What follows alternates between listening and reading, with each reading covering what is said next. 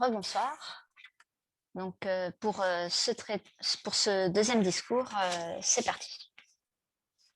Pour ce deuxième discours, je vais vous parler du traité Ciel ouvert. Alors, qu'est-ce que c'est?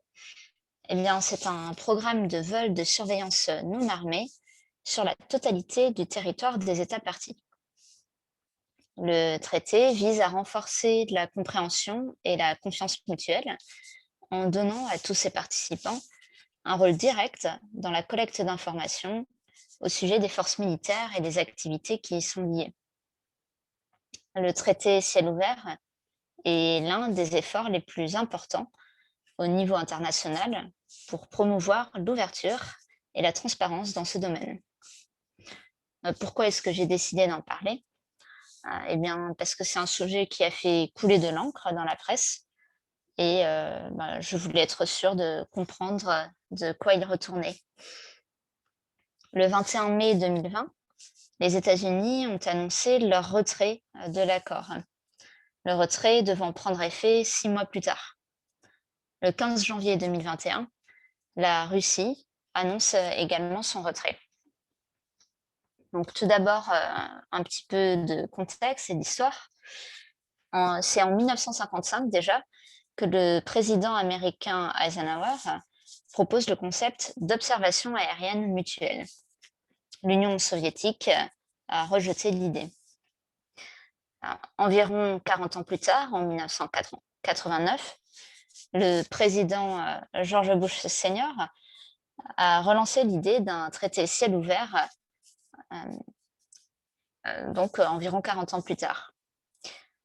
Après des négociations, le traité est signé à Helsinki le 24 mars 1992.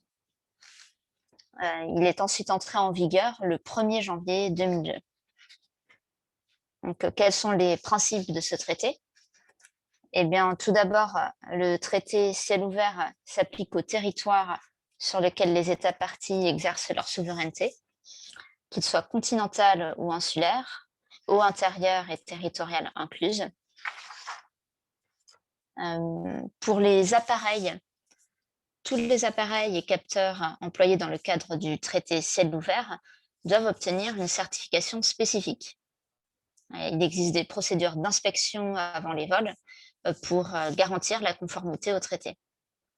Alors, je ne vais pas évoquer les détails de tous les noms des appareils utilisés, mais citons juste pour les États-Unis notamment le Boeing OC-135B Open Skies et la Russie qui utilise notamment un Tupolev Tu-154 et plus récemment en 2018 elle a lancé une procédure de certification de 2 nouveaux appareils Tu-214ON.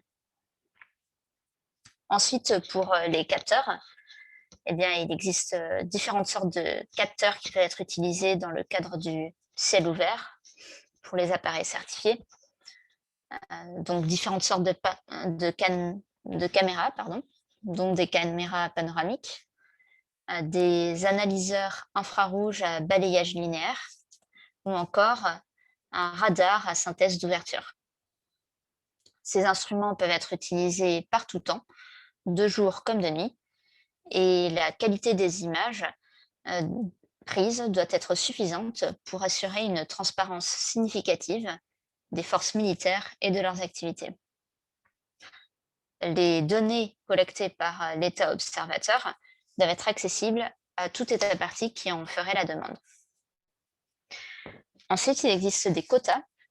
Donc, chaque État partie doit accepter de recevoir un certain nombre de vols d'observation. Ce sont les quotas passifs et peut mener au maximum autant de vols d'observation qu'il en a reçus. Ce sont les quotas actifs. Un État observant doit notifier l'État observé au moins 72 heures avant le vol d'observation. Alors, quels sont les problèmes liés à ce traité? Comme je l'ai dit, le 21 mai 2020, les États-Unis ont annoncé leur retrait de l'accord. Pourquoi? Eh bien, tout simplement, les États-Unis comme la Russie s'accusent mutuellement de ne pas respecter le traité. Divers incidents ont eu lieu, Notamment en 2014, les États-Unis avaient tenté d'entraver une mission de reconnaissance russe au-dessus de leur territoire en raison du lancement du tout nouvel appareil russe TU-214-ON.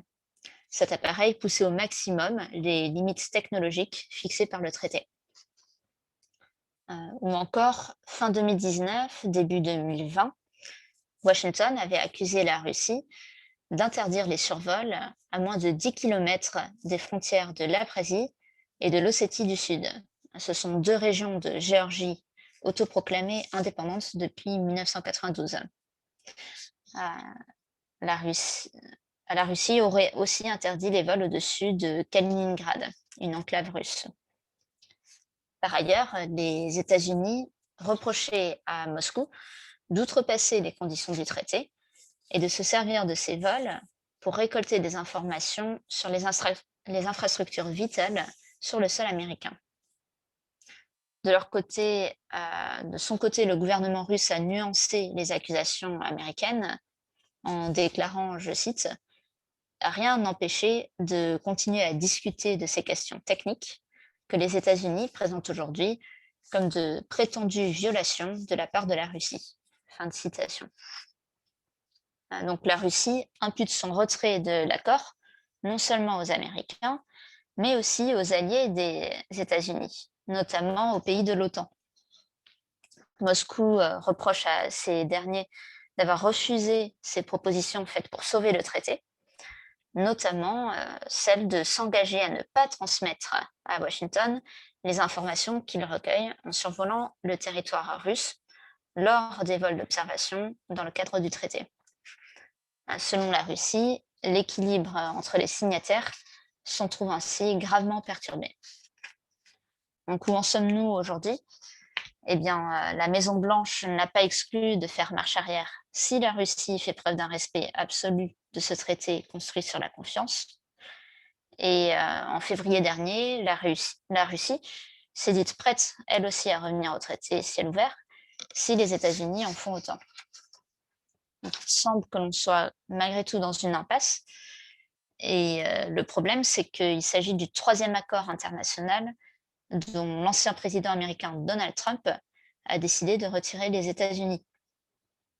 Après le traité sur le programme nucléaire iranien dénoncé en 2018 et le traité INF sur les missiles terrestres de moyenne portée abandonné en 2019.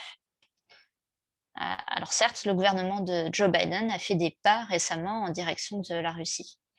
Washington a par exemple prolongé in extremis en janvier l'important traité New START conclu avec Moscou sur la limitation des armements nucléaires.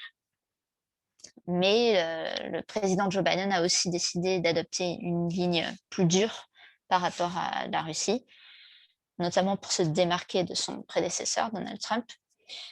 Et donc finalement, on peut se demander comment vont se développer les relations entre les États-Unis et la Russie et quel sera le sort du traité ciel ouvert. L'avenir nous le dira. Merci de votre attention.